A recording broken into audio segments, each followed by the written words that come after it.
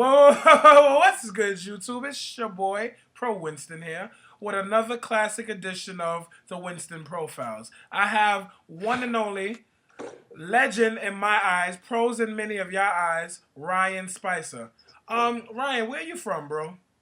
I am from Dallas, Texas. I mean, not quite Dallas. It's more like Hurst. It's right in between Fort Worth and Dallas, but it's like 20 minutes from both cities. All right, all right. And how long you been playing this game? I think 7 or 8 years. I've been playing since I was in eighth grade, and now I'm in my third year of college. Oh, and I'm in my last. That's awesome. That's awesome. And you've been playing probably since the game came out. Yeah, I mean, shortly after, I guess. How do you think the game has progressed? Do you think it digressed or progressed in the last 10 years? I mean, it's definitely progressed. I mean, I think it went through a really good period. It's had a couple good periods, like Teledad. I think was a really good period. Um, I mean, overall, the game has been it's pretty good like throughout history. I guess I think some of the worst formats. I mean, you may not like it, but I hated the light sworn stuff. Like, I just didn't like I didn't like the milling and stuff. Like, it just kind of I felt like it created like a random luck factor to where you could lose really easily to people that weren't necessarily as good as you. And then I think the game got a little bit better.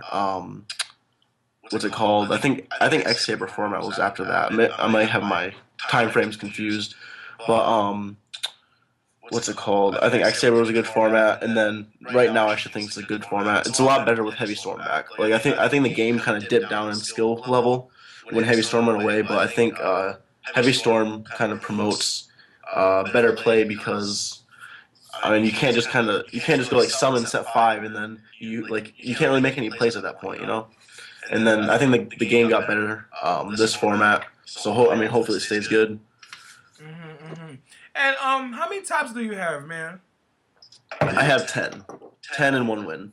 10 and one win. Yo, Montreal was your win or what? Chicago. Chicago was your win. Yes, Yeah. yes, indeed. Actually, it's really interesting. I actually went undefeated and topped my first two events. It was like really, I was like a little 14-year-old, didn't really know what I was doing. I ended up just doing really well twice on my first two. So. And what is your greatest moment in history besides the going undefeated and besides winning? Just Yu-Gi-Oh wise. Yes. Um, hmm. I mean, I don't know. Like, I mean, I really enjoyed just topping, like getting my first couple tops after the first 2 years I played. Like, I remember, I think St. Louis was like when Larvaes first became popular. Yeah. I ran Dark Arm. I really liked that top because at that point I felt like I kind of got better in the game.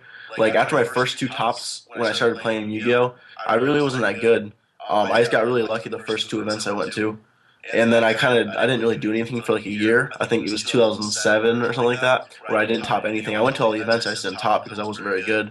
And then I kind of started learning our mistakes, and then I kind of made like a mental note in my head. I was like I'm going to Nashville and St. Louis, my next two events, and I was like, there's no way I'm not going to top at least one of them.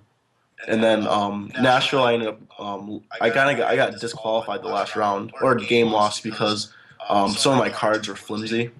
And then so I was like, okay, so I'm going to top St. Louis, and I topped St. Louis, and I guess that was like a big moment for me. Like just when I got to the point where. One second. When I got to the point where I could be like, you know, I'm pretty sure I'm going to top this event. Like, there was a time when every event I went to, I was pretty sure I was going to top, no matter what. So, I mean, I guess just me accomplishing, topping, you know, at first. So it wasn't really necessarily win. I really wasn't that excited when I first won. But when I started topping, I mean, I guess that's my big accomplishment to me. All right. For me, like, consistently topping. Understandable, understandable. What is your definition of a misplay? And I ask you that because you say that you corrected the wrong moves you did and you just made a mental note. What is your version of a misplay? And how can we easily set the difference and set the stage between a misplay and a play that shouldn't be made? Because I believe there's a difference. Okay. First off, I guess that's like a two-part question. So I'm gonna answer the misplay part. Um, Misplay in my eyes is like, I mean, not making the absolute best move. Like I think in every situation there's a best move. Um, whether it pays off or not isn't exactly relevant. Like you can make the best play and it could fail. So you can't really base that off of that. You can't base that being the deciding factor if the play was the best or not. And I think like even if you make a play and you win the game because of it, that I mean I guess technically you could say that was the best play because it won you won the game, but realistically, like if you look at odds and those kind of things, if it wasn't the best like statistically, then it probably isn't the best play. Mm, mm. And out of this current, I guess description of your version of a misplay, what Courtney Waller did, do you consider that a misplay? What did he do? He summoned the DD Crow. Oh yeah, yeah. I mean, I actually watched a video on Dual Grounds about that, and he was saying like he lost the game anyway, so he summoned it. Like he said, he saw his opponent's hand. There's nothing he was going to be able to do. I don't know. I mean, obviously in my eyes it was a misplay. Like even I think my in my view, like no matter how bad you have it, I think you should always play it to the end. Um, like I don't know, you should just always play it to the end. Like there's been so many times where I was like, "There's no fucking way I'm gonna win." Like I just you play a couple turns, and I mean sometimes you get lucky. Like turn after turn, you can top deck. So I think that was a misplay. Him like not playing it out, because you never know what could happen. Like it's Yu-Gi-Oh, and you can. I mean anyone can win, you know. Indeed, indeed. So yeah, I definitely think that was a misplay. All right, all right. What are the top decks to you as of this moment? Without saying your favorite deck, which would be Chaos, I'm assuming. I actually think Chaos sucks. Oh, okay, okay. I played at the regional. I guess I'm pretty sure that's what you're referring to. Yeah.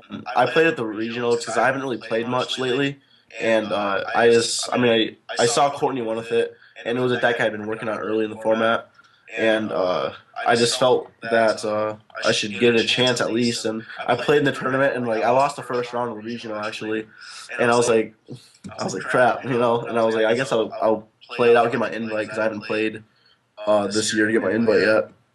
And then so I played and I ended up making top eight. So I mean it worked out, but the deck was definitely not that good. But to answer your question, plants definitely I think are the best deck. Plants I don't really like. People think agents. They tend to think agents are like the second best, but I really don't agree with that. Like it seems like every deck I play has a really easy time with agents.